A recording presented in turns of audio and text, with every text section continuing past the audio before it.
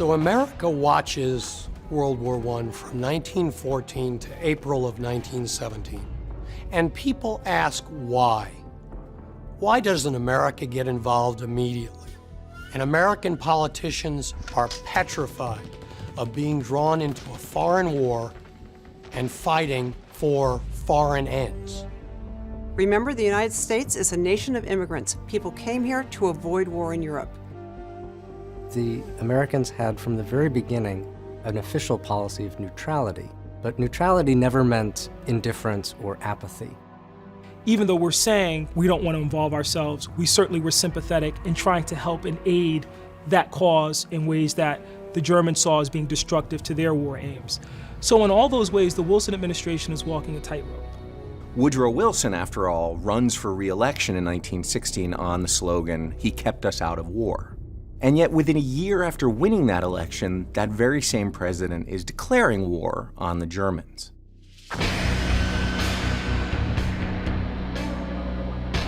Ultimately, the triggering event that brings us into the war is Germany's decision to revive unrestricted submarine warfare.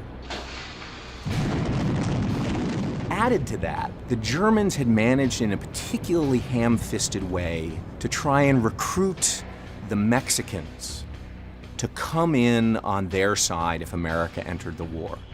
And they had offered to return to the Mexicans all the lands they had lost in the 19th century to the US, Texas, New Mexico, Arizona.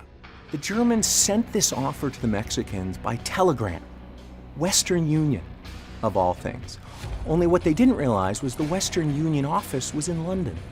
And so the British captured the telegram and promptly sent it to the US and released it in public. And that angered the American people so much that, combined with unrestricted submarine warfare, Wilson felt that he had to take the US into the war against Germany and Austro-Hungary.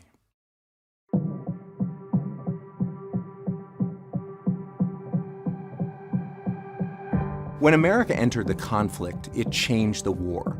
Although not as much as everybody expected, because just as America was entering the war, Russia was dropping out. Now, it's a race.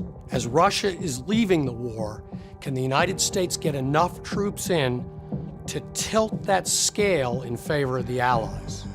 They brought in the men, the materiel, and the resources that these allies needed desperately.